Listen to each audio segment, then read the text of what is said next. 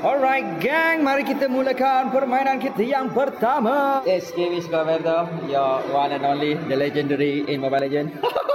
Satu kampung aku boleh lawan tau. Kamu, sini. Kecongan batu membabung lagi.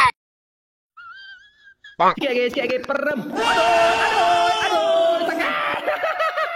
Yes, Kiwi Scoverdo, your one and only, the legendary in Mobile Legends. Ini apa background sebenarnya gini? Saya kerja bank.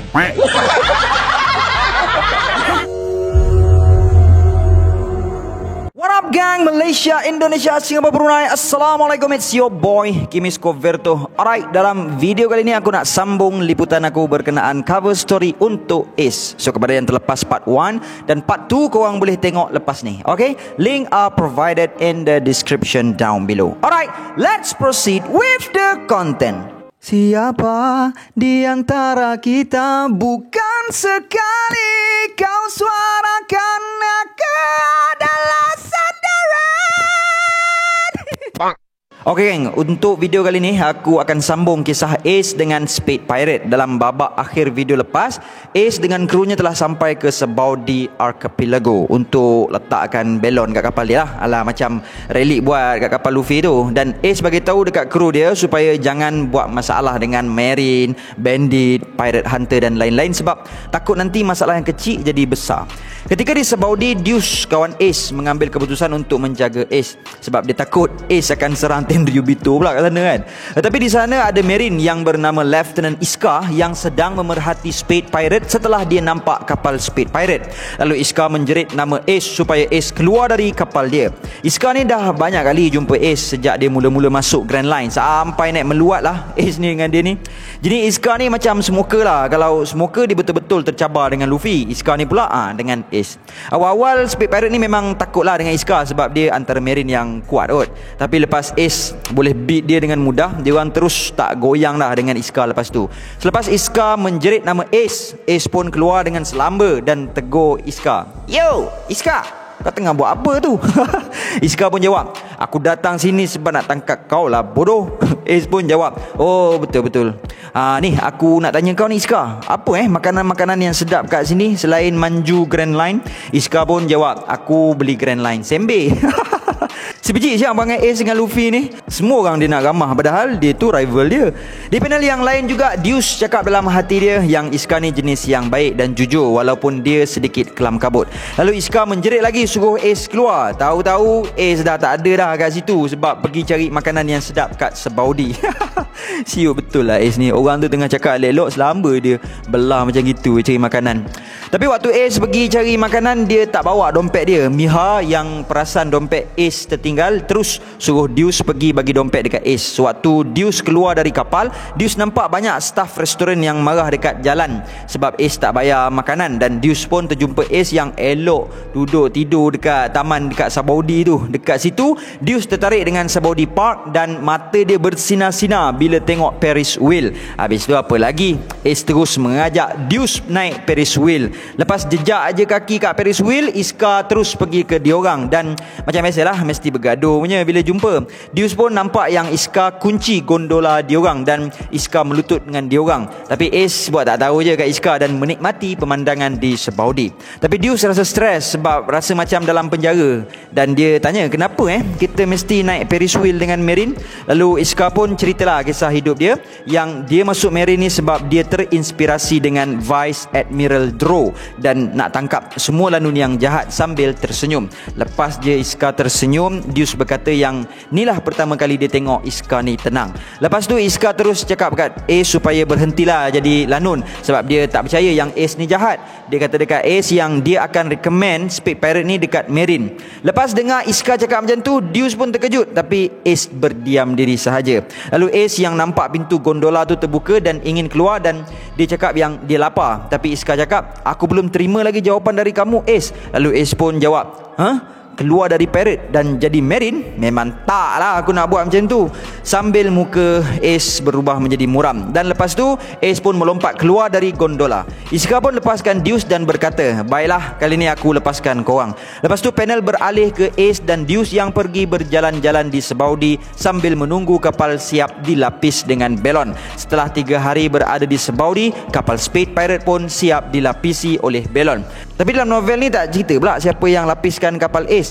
Seterusnya panel beralih ke Ace dan Deuce yang pergi ke daerah kumuh. Di situ dia terjumpa ada budak-budak yang lapar dan dia belanja diorang semua makan. Tapi tanpa disangka, Iskar dan Vice Admiral Drow ada kat depan diorang dan dia menyapa Ace dan Deuce. Lalu bagi sepucuk surat dari Gorosei yang ingin melantik Ace menjadi Shichibukai. Iskar pun cakap dekat Ace dengan happy, Ace, lepas ni kau dah tak payah dah jadi pirate. Tapi Ace menolak dan berkata, tak ada apa yang aku dapat kalau aku jadi Shichibukai. Iskar terkejut dengan jawapan Ace sambil menitiskan air mata.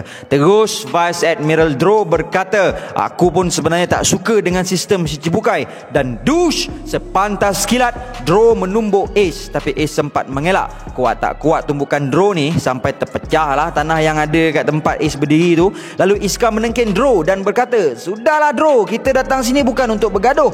Lalu Deuce pun menyampuk, Okey, kita selesai kat sini sampai sini je lah. Lepas tu Drow membuang mantel marine dia dan memiliki 2 penyembur api di bawah lengannya. Lalu dia berkata, sekarang mari kita lihat mana lagi kuat, penyembur api aku atau buah merah-merah noming kau, Ace. Deuce pun menjerit, Ace, jom kita lari. Lalu Drow mencelah, aku tak akan lepaskan korang macam tu sahaja. Api yang kuat dilepaskan oleh Drow sampai terbakar bangunan di daerah kumuh. Lalu Ace jerkah dekat Drow, weh, kau tak nampak ke ada budak-budak kat belakang tu?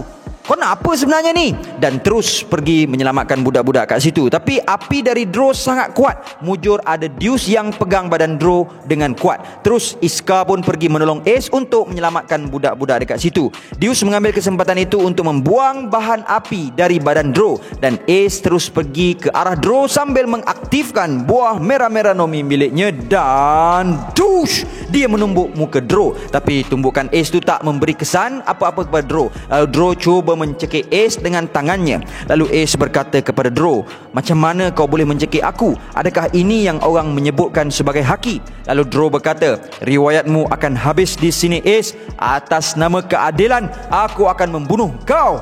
Wah, dah macam dialog Selemun dah. Dengan kuasa bulan, aku akan menghukummu.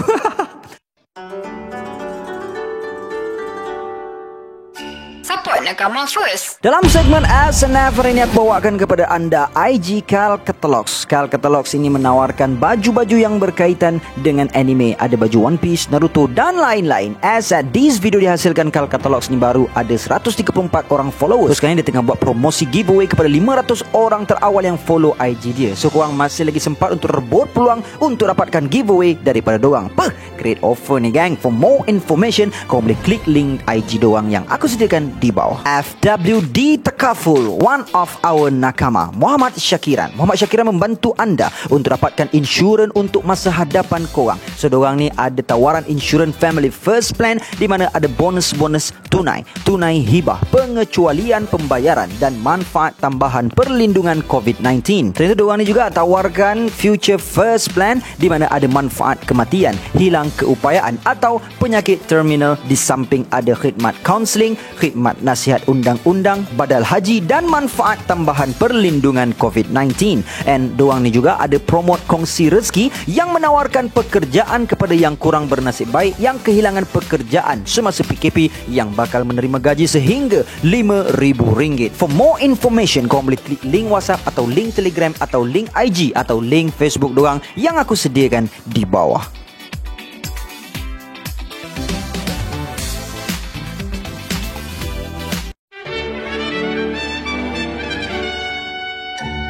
Ace pun berkata, keadilan? Kau bahayakan budak-budak tadi, tu dikira keadilan ke?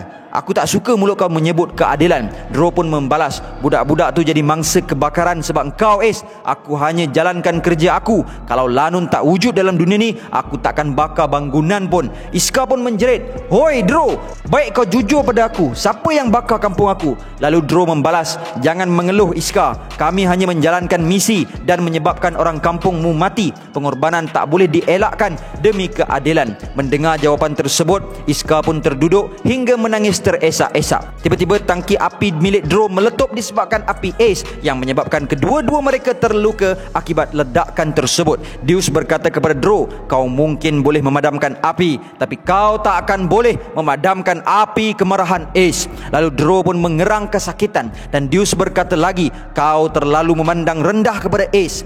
Ace sangat kuat walaupun tanpa buah merah-merah Nomi. Dan selepas itu Ace dan Draw beradu tumbukan dan akhirnya Ace berjaya mengalahkan Draw. Dan Draw berkata, tidak mungkin, macam mana kau boleh menggunakan haki? Ace pun menjawab, aku pun tak tahu.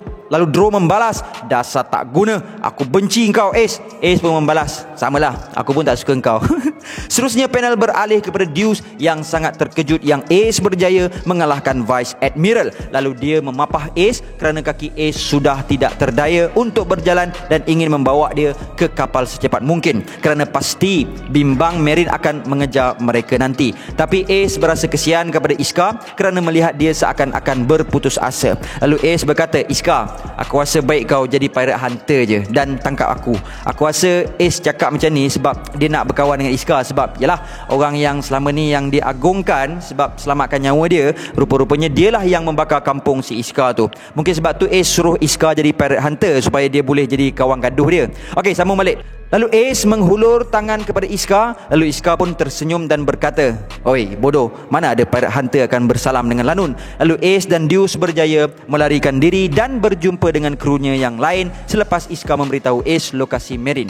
Ace pun terus melompat masuk ke dalam kapal dan mengajak Iska untuk pergi dengannya. Tapi Iska menunjukkan mukanya yang muram dan berkata, aku ni Marine, mana boleh aku ikut engkau. Dan Iska menambahkan lagi, terima kasih Ace, tolonglah jangan mati. Jarak Ace dengan Iska semakin jauh, semakin jauh, semakin jauh, sehinggalah kapal Spade Pirate menyelam ke dasar laut dan menuju ke Fishman Island. Ketika berada di lautan yang dalam, Ace terus bersemangat untuk ke New World untuk memancung kepala Whitebeard kerana dialah salah seorang yang mengetahui di mana lokasi One Piece and tamat part 3 cerita tentang Ace. So guys, I guess that's all I have untuk perkongsian kali ini. And before I end, sedikit renungan. Setiap orang dilahirkan dalam keadaan istimewa. Jangan pergi mencari sesuatu yang besar.